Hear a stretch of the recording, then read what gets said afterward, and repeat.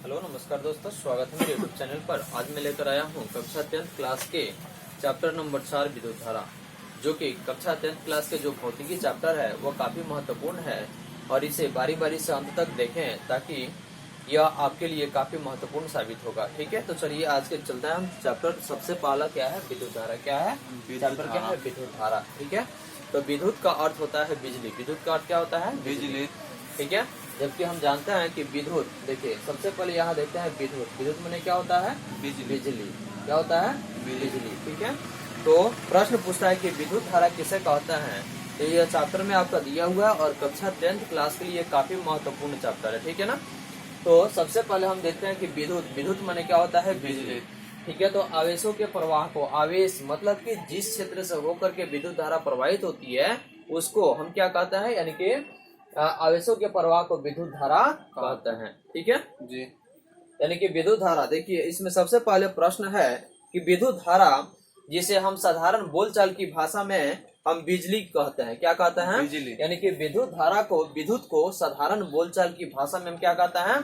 बिजली कहते हैं। ठीक है, तो इसका हमारे दैनिक जीवन में, यानी कि जो दैनिक जीवन का मतलब होता है जो रोज हमारी जो काम हम करते हैं, यानी कि हमारे दैनिक जीवन में रोज जो है यह विद्युत धारा, यानी कि विद्युत यानी कि बिजली का सबसे महत्वपूर्ण स्थान है। ठीक है, और ये हमारे घरों में जैसे कि बल्ब एवं ट्यूब बिजली से ही जलते हैं। यानी कि हमारे घर में जितने भी उपकरण लगे होते हैं वो अधिकांशतः बिजली से ही चले रहते हैं। ठीक है, अगर बिजली नहीं रहता तो वो हमारे लिए महत्वपूर्ण नहीं होता। समझ में आ रहा है जी?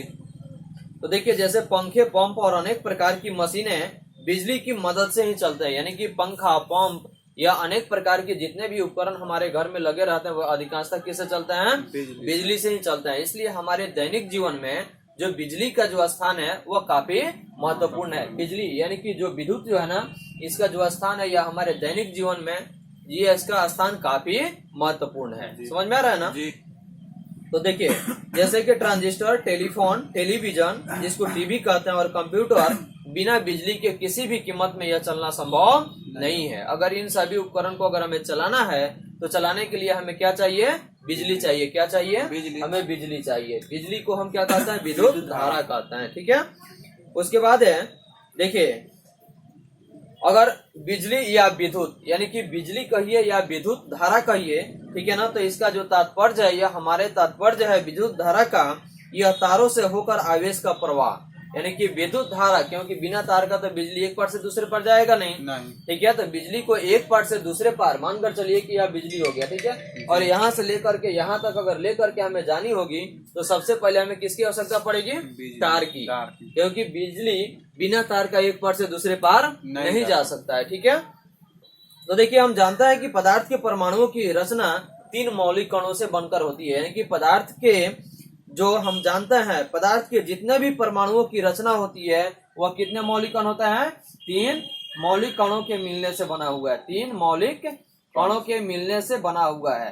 ठीक है, रचना मतलब कि बनावट जी। तो हम जानते हैं कि पदार्थ के परमाणुओं की जो रचना है, रचना यानी कि जो बनावट है, वह 3 मौलिक कणों से होती है। यानी कितने कणों से होती है? 3 मौलिक कणों से। पहला ऋण आवेश, पहला क्या होता है? ऋण आवेश, ऋण आवेश। और दूसरा क्या होता है? धन आवेश। क्या होता है? धन आवेश।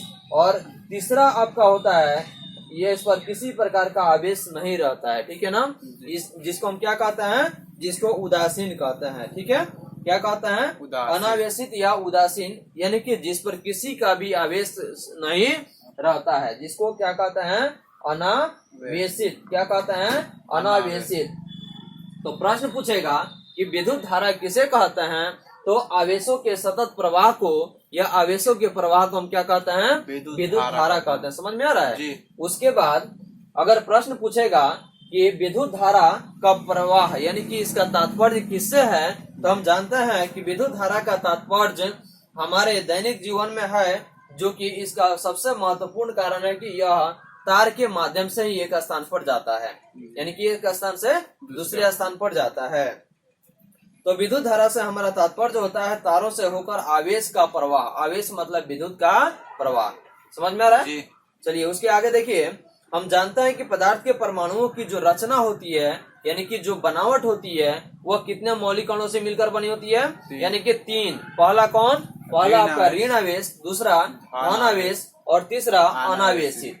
यानी कि ऋण आवेश जिसको माइनस में हम लेके चलते हैं, किस में लेके चलते हैं? माइनस में। और धन आवेश जिसको प्लस में, और अनावेशित यानी कि इस पर किसी प्रकार का आवेश नहीं रहता है, ना इस पर ऋण रहता है ना ही इस पर धन रहता है। ठीक है, तो इसको हम क्या कहते हैं? अनावेशित, यानी किसी प्रकार का आवेश इस पर समाहित नहीं है। कोई दिक्कत नहीं। तो देखिए इसके बाद है जैसे कि धन आवेश युक्त जो होता है वह प्रोटॉन है, यानी कि धन आवेश युक्त जो होता है इसको हम क्या कहते हैं? प्रोटॉन कहते हैं। क्या कहते हैं? यह प्रोटॉन जो होता है ना, यह धन आवेशित होता है। ठीक है, जबकि इलेक्ट्रॉन जो होता है, यह इलेक्ट्रॉन यानी कि यहाँ इलेक्ट्रॉन होता है, क्या होता है? इलेक्ट्रॉन होता है, जो कि क्या होता है? ऋण आवेशित होता है, यानी कि यह इस पर कर्ज होता है, यानी कि यह माइनस में जाता है। आप देखे होइएगा कि जब बिजली का जो तार तैयार किया जाता है उसमें 2 तार लगा रहता है, यानी कि बिजली का जो तार होता है उसमें 2 लगा रहता है।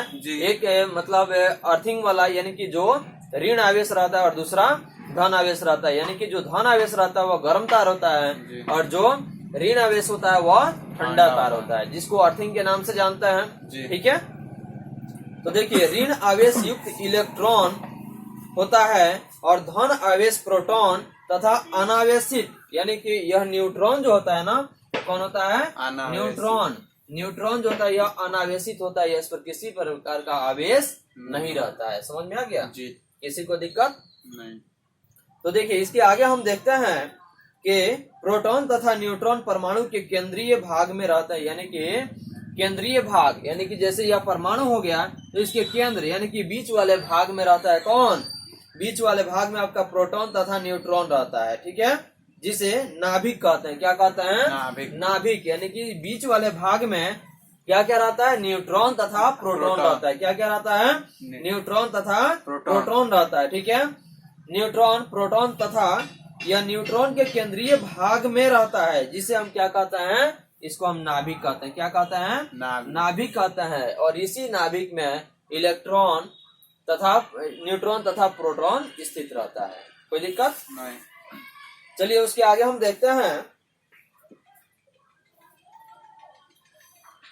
जैसे नाभिक के इर्द गिर्द मतलब कि आसपास, यानी कि जैसे यह नाभिक हो गया तो इसके आसपास, इर्द गिर्द का मतलब होता है आसपास, यानी कि नजदीक में। ठीक है, तो परमाणु इलेक्ट्रॉन पर जितने परिमाण का ऋण आवेश रहता है उतने ही परिमाण का धन आवेश प्रोटॉन पर रहता है। तो परमाणु में इलेक्ट्रॉन तथा प्रोटॉनों की संख्या बराबर रहती है। परमाणु में इलेक्ट्रॉन तथा प्रोटॉन की जो संख्या होती है वो क्या होती है?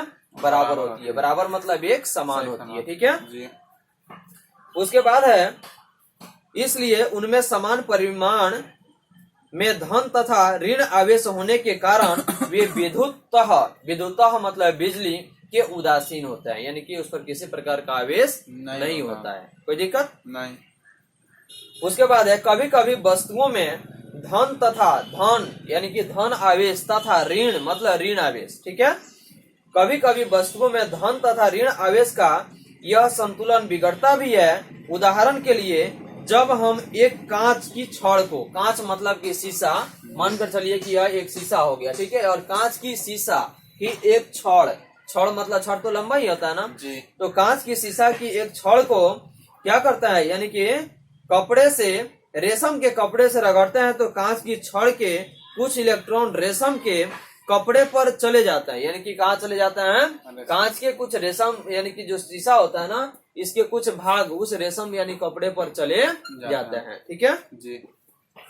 उसके बाद है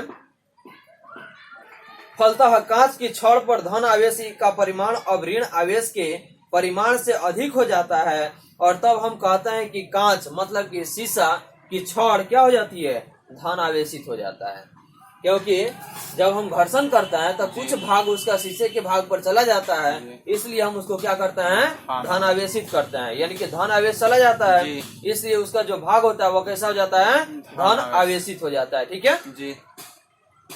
उसके बाद है और तब हम कहते हैं कि कांच की छड़ धन आवेशित हो गई है, तो रेशम के कपड़े पर चूंकि कुछ अतिरिक्त मतलब कि एक्स्ट्रा यानी कि अलग से जुड़ जाना, ठीक है जी। तो अतिरिक्त कांच की छड़ धनावेशित हो जाता है और रेशम की कपड़े पर चूंकि कुछ अतिरिक्त इलेक्ट्रॉन आ गए हैं, अतः हम कहते हैं कि रेशम का कपड़ा ऋण आवेशित हो गया।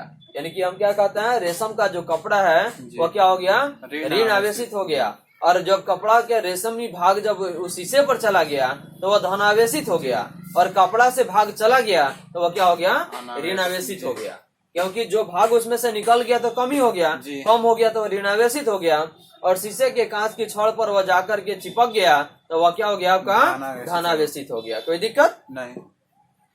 तो उसके बाद इसी तरह हम एबोनाइट की छड़ को जब ऊन से रगड़ते हैं, यानी कि एबोनाइट जो है, एबोनाइट का जो छड़ है उसको जब हम ऊन से रगड़ते हैं तो कुछ इलेक्ट्रॉन ऊन से एबोनाइट की छड़ पर आ जाते हैं, यानी कि यहाँ जाते हैं एबोनाइट की छड़ पर आ जाते हैं।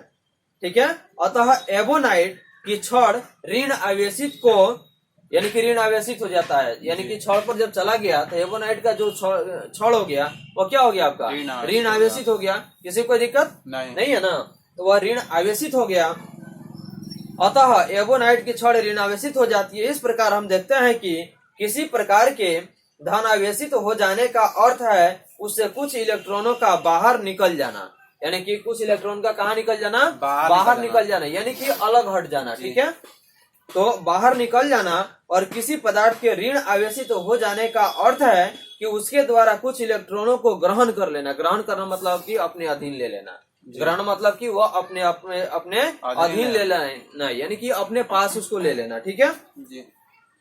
तो इलेक्ट्रॉन को ग्रहण कर लेना, और दूसरे शब्दों में हम कह सकते हैं कि इलेक्ट्रॉनों को खोकर कोई पदार्थ धनावेशित हो जाता है। खोकर मतलब कि उसको समाप्त करके, यानी कि अपनी संपत्ति किसी और को देकर। ठीक है, तो हम कह सकते हैं कि इलेक्ट्रॉनों को खोकर कोई पदार्थ धनावेशित हो जाता है और इलेक्ट्रॉनों को पाकर ऋणावेशित हो जाता है। समझ में आया, कोई दिक्कत नहीं। चलिए इसके आगे हम देखते हैं, और यह सबसे काफी इम्पोर्टेंट आपकी बोर्ड की परीक्षा के लिए यह महत्वपूर्ण टॉपिक है, और यह जो चैप्टर जो है इससे बहुत अधिक प्रश्न आपके बोर्ड की परीक्षा में पूछता है, इसलिए इसको अच्छे से पढ़िएगा और ध्यान से इसको देखिएगा ताकि आपके फ्यूचर में यह आबाद हो जाए। ठीक है जी।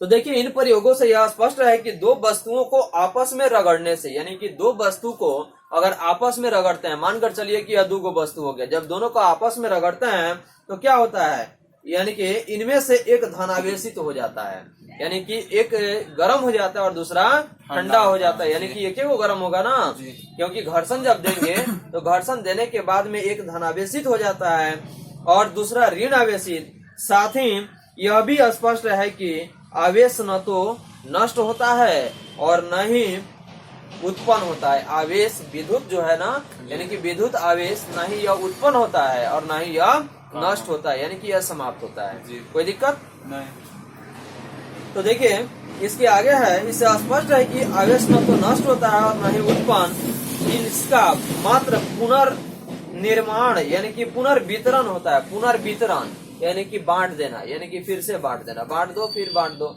यानी कि आगे गया फिर पीछे से खत्म हो गया तो फिर इसको और दे दो।